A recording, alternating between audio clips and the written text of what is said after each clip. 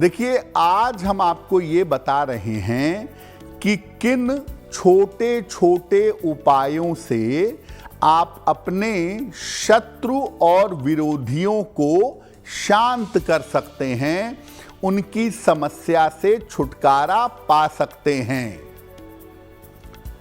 पहला जो उपाय है वो है भगवान शिव की उपासना। कैसे करेंगे? रोज सवेरे शिवलिंग पर जल की धारा अर्पित करिएगा। इसके बाद शिव जी को दूर्वा अर्पित करिएगा और इसके बाद शिव मंदिर में घी का एक दीपक जलाइएगा। ये सब करने के बाद कम से कम 108 बार यानी एक माला या ज्यादा बार ओम नमो भगवते रुद्राय, ओम नमो भगवते रुद्राय इस मंत्र का अधिक से अधिक यथाशक्ति जप करिएगा और प्रार्थना करिएगा कि आपके शत्रु और आपके विरोधी शांत हों। ये प्रयोग लगातार 21 दिनों तक करिएगा। सोमवार से शुरू करके अगर आप ये प्रयोग करेंगे, सामान्य दिक्कतें हैं तो आपके शत्रु और आपके विरोधी शांत होंगे। तो शत्रु और विरोधियों को शांत करने के लिए आप हनुमान जी की पूजा भी कर सकते हैं। और हनुमान जी की पूजा से शत्रु विरोधी कैसे शांत होंगे? इसके लिए हनुमान जी की उपासना मध्य रात्रि में करें, मिडनाइट में करें। खास तौर से अगर आपके शत्रुओं ने, विरोधियों ने मुकदमा कर दिया है, कोई केस कर दिया है, तो हनुमान जी की पूजा करें। हनुमान जी के सामने शुद्ध सरसों के तेल का दीपक जलाएं।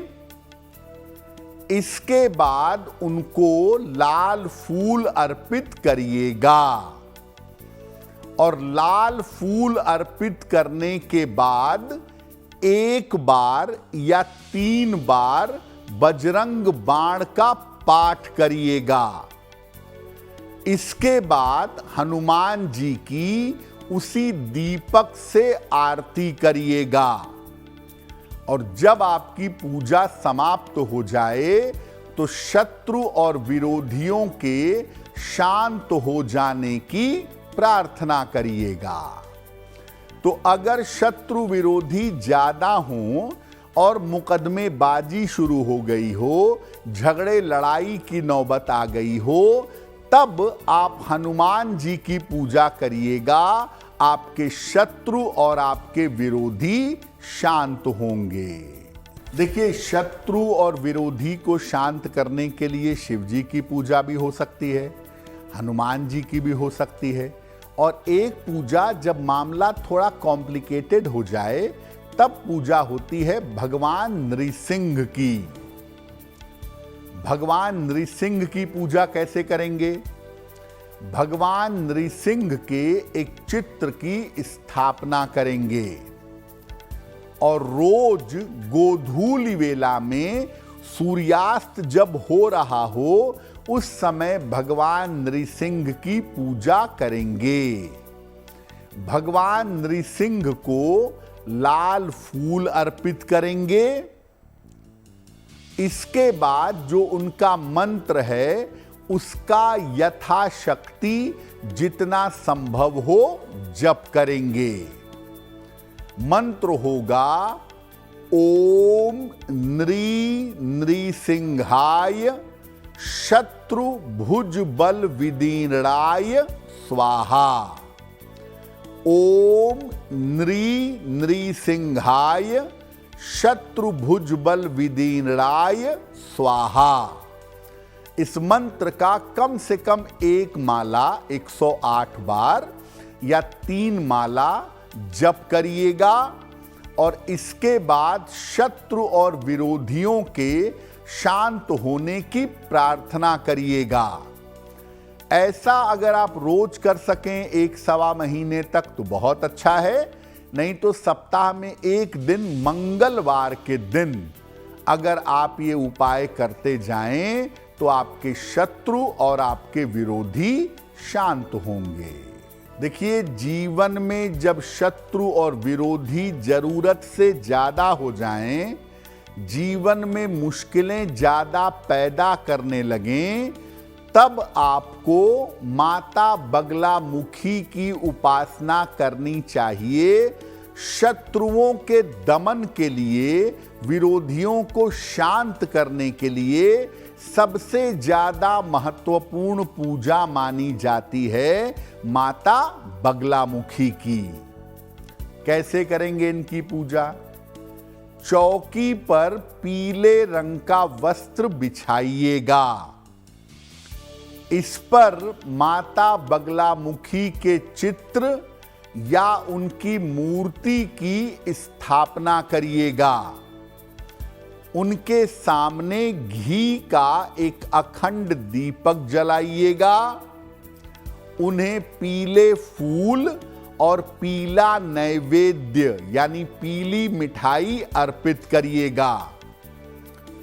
10 महाविद्या का स्वरूप है माता बगलामुखी, तो सबसे पहले इनके भैरव मृत्युंजय की उपासना करिएगा। इसके बाद शत्रु और विरोधी शांत हों, इस संकल्प के साथ इनका मंत्र जपिएगा। मंत्र ध्यान से नोट करें। ओम ह्रीं बगलामुखी सर्वदुष्टानां वाचम मुखम पदम स्तंभय जिह्वाम कीलय बुद्धि विनाशय ह्रीं ओम स्वाहा। फिर से नोट करें। ओम ह्रीं बगलामुखी सर्वदुष्टानां वाचम मुखम पदम स्तंभय जिह्वाम कीलय बुद्धि विनाशय ह्रीं ओम स्वाहा। कम से कम 36,000 मंत्र का जप संकल्प लेकर करिएगा या 1,00,000 मंत्रों का जप करिएगा। अनुष्ठान के बाद जब 36,000 मंत्र पूरे हो जाएं या 1.25 मंत्र पूरे हो जाएं, तब दशांश से हवन भी करिएगा। देखिए, सामान्यतः माता बगलामुखी की पूजा उसी अवस्था में करिएगा जब मामला कंट्रोल के बाहर हो। सामान्य स्थितियों में माता बगलामुखी की पूजा मत करिएगा। देखिए, पहले मैं बता दूं कि आपके शत्रु और विरोधी आपको कई तरीके से नुकसान पहुंचा सकते हैं। तंत्र मंत्र का प्रयोग करके, आपके विरुद्ध क्रियाएं करके, आपके विरुद्ध पूजा उपासना करके आपको नुकसान पहुंचाने की कोशिश कर सकते हैं। अब आप इससे बचेंगे कैसे? देखिए, जो लोग गुरु दीक्षा पाए होते हैं, जिनको सद्गुरु की दीक्षा मिली होती है, और जो लोग गुरु मंत्र का निरंतर अभ्यास करते हैं, गुरु मंत्र जप करते हैं, उनके ऊपर किसी तरह के इस तरह की क्रियाओं का असर नहीं होता है। तो आप निश्चिंत रहिए। अगर आपने गुरु दीक्षा ली है और ईमानदारी से उस रास्ते पे चलते हैं तो आपको चिंता नहीं करनी है। दूसरी बात, अगर आप कोई विशेष पूजा करना चाहते हैं अपनी रक्षा सुरक्षा के लिए, तो हनुमान जी की पूजा करना सबसे ज़्यादा महत्वपूर्ण होता है। अपनी रक्षा और सुरक्षा के लिए नियमित रूप से हनुमान जी की पूजा करिए। और देखिए, बड़ी सरल सी पुस्तक है हनुमान चालीसा। हनुमान चालीसा पढ़िए, सामने एक लोटे में जल भर के रखिए और हनुमान चालीसा बोल बोल कर पढ़िए बैठकर इत्मीनान से। और उसके बाद पूजा के 5-10 मिनट बाद उस जल को अपने ऊपर और पूरे घर में छिड़क दीजिए। रोज सुबह ऐसा करिए, आपको लाभ होगा। आप बहुत सारी बाधाओं से सुरक्षित बने रहेंगे। किसी भी तरह के नकारात्मक ऊर्जा को काटना चाहते हैं, निगेटिव एनर्जी को नष्ट करना चाहते हैं, तो हनुमान जी के मंदिर चले जाएं किसी भी मंगलवार को, और हनुमान जी के शरीर पे जो सिंदूर लगा हुआ है उसमें से थोड़ा सा सिंदूर मांग करके ले आएं।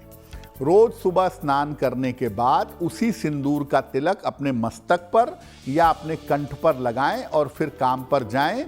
किसी भी तरह की नकारात्मक ऊर्जा से, तंत्र मंत्र से, इस तरह के प्रभावों से आप निश्चित रूप से बचे रहेंगे। अगर आप मुझसे जुड़ करके अपनी समस्याओं का समाधान चाहते हैं और चाहते हैं कि आपकी समस्याओं को ज्योतिष के माध्यम से सुलझाया जाए, तो आप हमसे संपर्क कर सकते हैं, जुड़ सकते हैं एस्ट्रो तक पर।